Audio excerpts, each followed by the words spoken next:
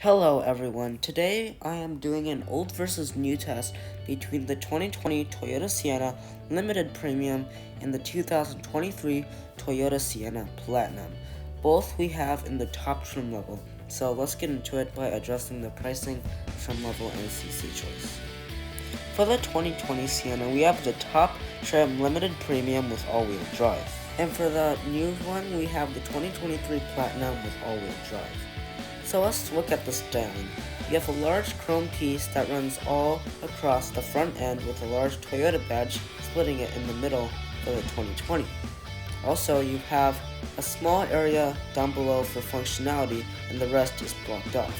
You'll also notice how low to the ground both of them would be. The 2023 Sienna does not have as much functionality because it is hybrid. It will also have a large blocked off piece down at the bottom, but the rest of it at the top does not have any functionality. You will notice the brushed aluminum pieces next to the headlights and the blue Toyota badge. For the headlights, both will have LED daytime running lights, but only the old one has halogen headlights and halogen high beams, and both will have LED fog lights, and the old one will have an incandescent turn signal. The new Sienna has a completely LED headlight design with an LED turn signal included, and these headlights are exclusive to the top trim Platinum. For the wheels, both will have the option of 18-inch alloys if you go for the all-wheel drive.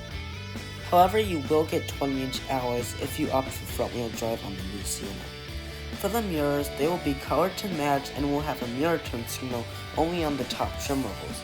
And of course, you have a camera and puddle lamps down below.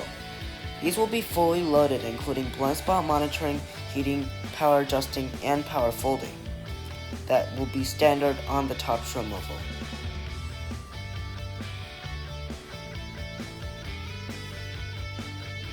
Now, of course, since these are minivans, both will have power sliding doors, but only the new Sienna has a cool feature where you can kick your foot under the bumper and then it will open.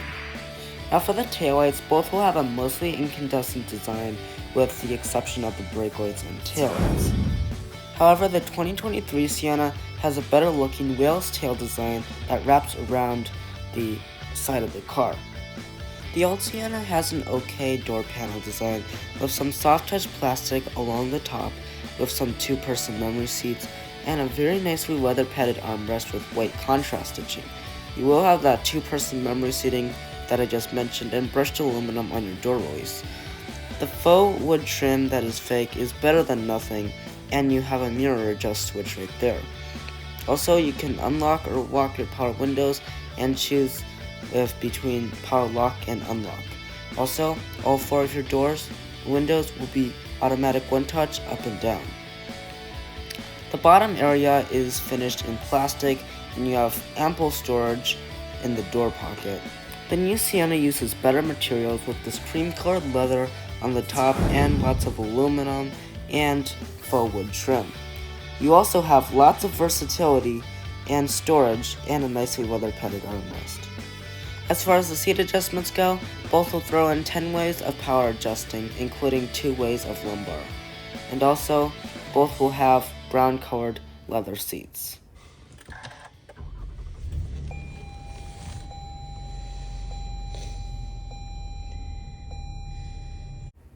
After startup, both will have 2 analog gauge clusters and a small digital display in the middle. Of course, the new one will have a bigger display. Both will have very nicely leather-wrapped steering wheels that are heated and have a very light feel to it. Now another area to address is interior storage. The new Sienna will do a lot better than that because it has a deeper center console and more versatility overall. This is a good angle to look at because you can see all of the ledges under the screen and you can see how much storage you have under that floating console. Also, you will have 18 cup holders throughout the cabin. Now both will have manual gear selectors and automatic 360-degree cameras that come on in reverse or an automatic camera that comes on when you're in drive. And as far as climate controls, both will have physical buttons and knobs with heated seats.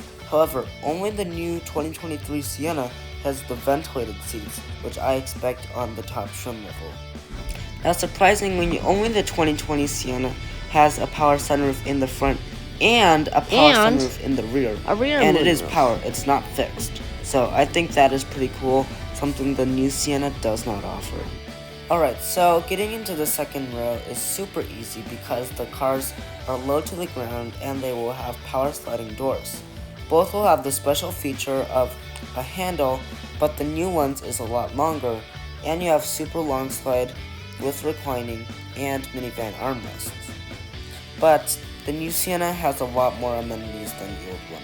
Although both have USB ports, this one has USB-A and USB-C with a bag holder and AC and DC power with an optional cool box.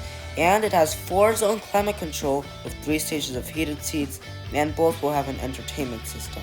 The second row of the new Sienna is a lot better. In the third row of the Toyota Sienna, whatever car you get, old or new, you have plenty of room in the third row due to the 25 inches that the second row seats can slide. Seats are pretty comfortable. They are not made of the same perforated leather, and you do have 2 cup holders and a cubby on either side. One side you have headphone jack and sunshades, of course. The other side also has sunshades. But one thing that is interesting is that only the left side has the USB ports, which I do not understand at all. Why don't you just split it 1 and 1 so no kids are fighting? And you can recline the seats, of course. Alright, so time for the cargo area. The old one surprisingly has a manual lift up, or you can use the key. Not a big fan of that.